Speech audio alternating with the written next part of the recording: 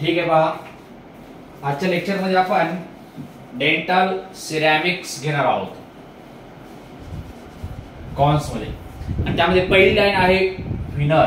आपण व्हिनर किंवा व्हिनरिंग म्हणतो. कशासाठी करतो व्हिनरिंग? Aesthetic purpose. कोणत्या सरफेसला? फेशियल सरफेसला, म्हणजे लॅबियल सरफेसला. कशामुळे करतो? फॉर एक्झाम्पल, एखादा दात लॅबियल सरफेसला एकदम असा येलो येलो आहे, एस्थेटिक पर्पस मध्ये बघितलं तर हा छान दिसत नाही. मग काय केलं तर थिन लेअर मध्ये त्याला सेरामिक अप्लाय केलं जातं आणि व्हाईट बनवलं जातं. त्याला आपण व्हिनरिंग म्हणतो. व्हिनरिंग मध्ये बघा, व्हिनर काय आहे? The veneer is a layer of tooth colour. Tooth कलरचा तो white in which apply on tooth surface. कशासाठी अप्लाय करायचं टूथ सरफेसला? Aesthetic purpose. कधी अप्लाय करतो? What is indication of veneering? In damage, defective, malform facial surface, discoloured facial surface, discolour restoration असेल तर. Veneer करत असताना व्हिनरचे टाइप आहेत: partial veneer, full veneer. Partial veneer म्हणजे लोकलाइज, एखाद्या पर्टिक्युलर एखाद्या टूथला करायचे किंवा फक्त एखाद्या क्राउनला करायचे, दातामध्ये माउथ मधल्या. फुल व्हिनरचा अर्थ मेजॉरिटी सरफेस ऑफ टूथला कव्हर करायचं आपल्याला. त्यामध्ये इन्सायझर आणि ओव्हरलॅपिंग सुद्धा आहे किंवा विंडो प्रिपरेशन टाइपचा आहे. त्यामध्ये डायरेक्ट आणि इनडायरेक्ट टेक्निक आहे व्हिनरिंगची. त्यामध्ये आपण डायरेक्ट पार्शल व्हिनर बघू आणि नंतर डायरेक्ट फुल व्हिनर बघू. डायरेक्ट पार्शल व्हिनर मध्ये डायरेक्टचा अर्थ काय? ते टूथ वरती केलं तर डायरेक्ट म्हणतो आपण. ओके. इनडायरेक्टचा अर्थ ते लॅबोरेटरी टूथ वरती घेऊन बघितलं जातं. सगळ्यात पहिलं फॉर एक्झाम्पल हा टूथ आहे, ह्याला व्हिनरिंग करायचं. हा येलोइश कलरचा टूथ आहे आणि ह्याला व्हिनरिंग करायचं आपल्याला. सगळ्यात पहिले याला क्यूबिस ने क्लीन करा. शेड सिलेक्ट करा. कोणता कलर मॅच होतोय व्हाईट तो बघा त्या टूथ सोबत. त्या टूथला आयसोलेट करा रबर डॅम. टूथ मध्ये काही डिफेक्ट्स असतील किंवा टूथ प्रिपरेशन करायचं असेल तर करून घ्या. ओके. साऊंड इनॅबल करायचं, त्यानंतर कॅव्हिटी भरून कंपोजिट भरून टाका. हे झालं त्याचं डायरेक्ट पार्शियल व्हिनर. आता डायरेक्ट फुल व्हिनर बघा. डायरेक्ट फुल व्हिनर मध्ये काय केलं जातं बघा? टूथ क्लीन केला जातो, शेड सिलेक्ट केला जातो, रिट्रॅक्ट केले जातात झिंजावर रिट्रॅक्शन कॉर्डनी, टूथ रिड्यूस केला जातो डायमंड बर्नी. At proximal side preparation should be facial contact point. झिंजावर मार्जिन जी आहे कोणती लाईन दिली जाते? Chamfers finishing line. Acid etching, washing करायचं, मग कंपोजिट अप्लाय करायचं. हे होतं व्हिनरिंगचं. नंतर एक शॉर्ट नोट आहे बघा, CAD CAM. What is CAD CAM? Computed aided design and computed aided manufacturing. बघा, computed aided design and computed aided manufacturing. याचा अर्थ काय? कॅडकॅम प्रक्रिया यामध्ये काय केलं जातं? कॉम्प्युटरच्या साहाय्याने सिरॅमिक ची कॅप बनवली जाते, अशी डिझाईन दिली जाते, त्याला म्हणायचं कॉम्प्युटर ऍडेड डिझाइन. आणि ही डिझाईन मेलिंग मशीनला पाठवली जाते. तिथे एक सिरॅमिकचा ब्लॉक ठेवला जातो. या डिझाईनच्या स्वरूपामध्ये तो सिरॅमिकचा ब्लॉक कट होतो आणि तशा प्रकारची कॅप तयार होते जशी डिझाईन आपण बनवली. त्याचा व्हिडिओ पाठवतो आम्ही, त्याला आपण कॅडकॅम म्हणतो. Computed added design, computed added manufacturing. त्यात आहे सर्वायकल लिजन. सर्वायकल लिजन जर बघायचं झालं तर कोणकोणते सर्वायकल लिजन असतात ते आपण थोडं नोट करूया. सर्वायकल लिजन म्हणजे इरोजन, ॲब्फ्रॅक्शन, हे जे आहेत सगळ्या गोष्टी ह्याला सर्वायकल लिजन म्हणायचं. आपण बघूया इथं cervical lesions of the tooth. बघा, सर्वायकल लिजन मध्ये एक कॅरियस लिजन आहे, जसं क्लास 5 कॅव्हिटी जर सर्वायकलला झाली तर ह्याला कॅरियस लिजन म्हणतो आपण. याला कंपोजिट करू शकतो. इंडिसेट कॅव्हिटी करायची असते अशी आणि कंपोजिट ही कॅरियस झाली. नॉन कॅरियस अर्थ आहे ॲब्रॅजन, इरोजन आणि ॲब्फ्रॅक्शन. तिघांबद्दलही सांगतो आम्ही काय डिफरन्स आहे तिघांमध्ये. ॲब्रॅजन म्हणजे wearing of tooth structure resulting from mastication. खूप दिवसानंतर दात एकमेकांना घासतात, इन्सायझर किंवा ऑक्लुजल सरफेसचे, आणि मग त्याचा कॉन्टॅक्ट लॉस होते, त्याला म्हणायचं ॲब्रॅजन. इरोजन तर ऍसिड मुळे, कोणत्या ऍसिड मुळे? एखाद्याला वॉमिटिंग होत असेल, रोज पित्त पाडत असेल, त्या ऍसिड मुळे इनॅमल निघून जातो आणि पूर्णपणे इटी एक्सपोज होते आणि सेन्सिटिव्हिटीचा त्रास होतो, त्याला म्हणायचं इरोजन, ऍसिड रिलेटेड प्रक्रिया.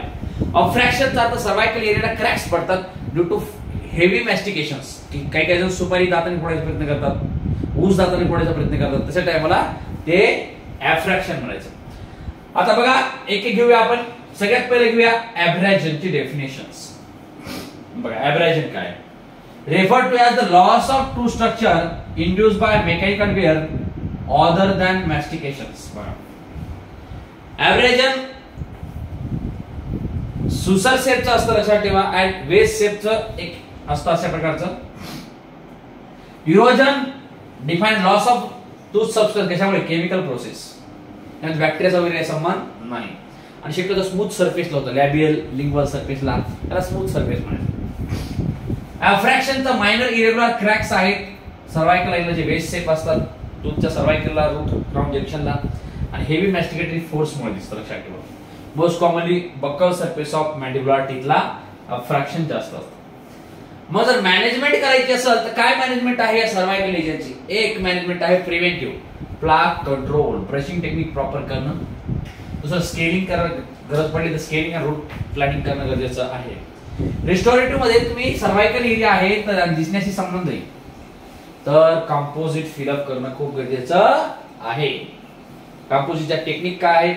कंपोजिट टेक्निक तुम्हाला मी शिकवलं होतं की आपण टूथला जी प्रिमिशनी साफ करतो, मग त्याला ऍसिड इचिंग करतो 37% फॉस्फरिक ऍसिडने, मग त्याच्यावरती बॉन्डिंग एजंट अप्लाय करतो, मग कंपोजिट ऍड करतो. कंपोजिट मध्ये बघितलं आपण. ठीक, त्यानंतर पुढची प्रक्रिया बघू आपण, ती म्हणजे टार्निश आणि करोजन. टार्निश आणि करोजन मध्ये काय फरक आहे? समजा हे सिल्वर आहे, हे काय सांगा सिल्वर आहे, आणि खूप नवीन जर आपण सिल्वरचं काही वस्तू घेतली खूप चमकते ती, काही दिवसांनी नंतर डल होते, म्हणजे त्याचा सरफेस वरचा जो चमचमीतपणा आहे कमी होऊन जाणे, त्याला माहिती tarnish. Surface discoloration of metal is known as the tarnish. आणि करोजनचा अर्थ काय? करोजनचा अर्थ टोटल डिस्कलरेशन ऑफ मेटल किंवा ऍक्च्युअल डिटोरेशन ऑफ मेटल. ते मेटल गंजून झाले त्याला करोजन म्हणतो आपण. जास्त करून हे टार्निश करोजन ही वाक्य जे आहेत आपल्या सिल्वर अमलगमशी लागू होतात, ते आपण थोडं बघूया.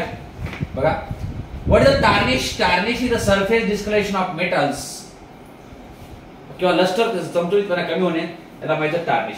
कशामुळे टार्निश होत असतं माउथ मध्ये? कॅल्प्लसमुळे, म्युसिनमुळे किंवा प्लाकमुळे.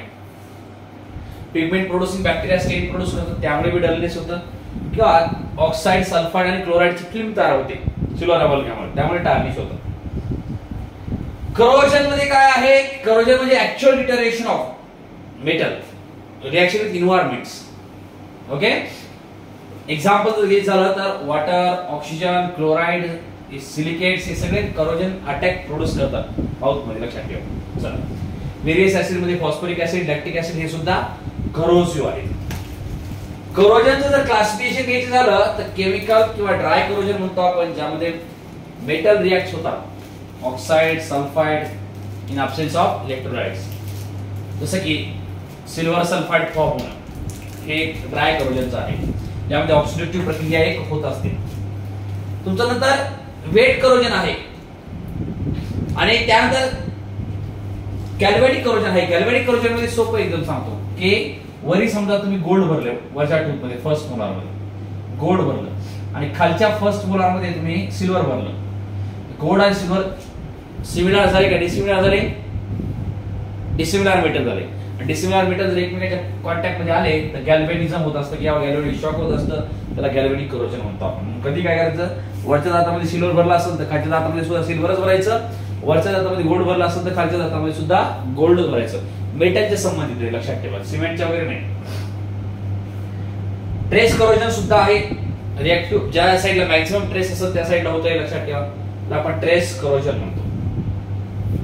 नंतर आहे cavity varnish, cavity liner, cavity base, ह्याच्यावरती एक एसीक्यू पडण्याचे चान्सेस जास्त असतात. पहिला आहे कॅव्हिटी वॉर्निश.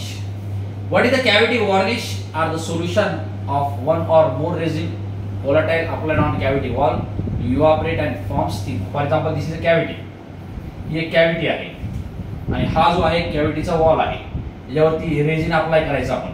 याचा थिन लेअरच फक्त शिल्लक राहील, बाकी निघून जाईल, आणि थिन लेअर डेंटाइल ट्यूबुलला सील करून टाकल, आणि केमिकल इरिटंट्सला बॅरियर निर्माण करत, तर कॅव्हिटी वॉर्निश म्हणतो आपण. कॅव्हिटी वॉर्निश काय असतं नेमकं? रेझिन, कोणतं resin? Copal resin, rosin, synthetic resin, okay, alcohol किंवा ऍसिटोन किंवा इथर मध्ये डिझॉल्व्ह करून लावलं जातं, किंवा मेडिकल एजंट मध्ये क्लोरोब्युटानॉल, थायमॉल, युझेनॉल हे सुद्धा काय आहे तर कॅव्हिटी वॉर्निश आहेत. त्यानंतर आहे तुमचं कॅव्हिटी लायनर. आता कॅव्हिटी लायनर हे जे आहे ह्यामध्ये सिमेंट आहे. फरक काय, दोघंही आपण वॉलला अप्लाय करतो. हे जे आहे कॅव्हिटी वॉर्निश आणि कॅव्हिटी लायनर मध्ये आपल्याला वाटतं जर तुम्ही रेझिन अप्लाय करत असाल कॅव्हिटी वॉलला तर कॅव्हिटी वॉर्निश, बरं तुम्ही सिमेंट जर अप्लाय करत असाल कॅव्हिटी वॉलला तर त्याला म्हणायचं कॅव्हिटी लायनर.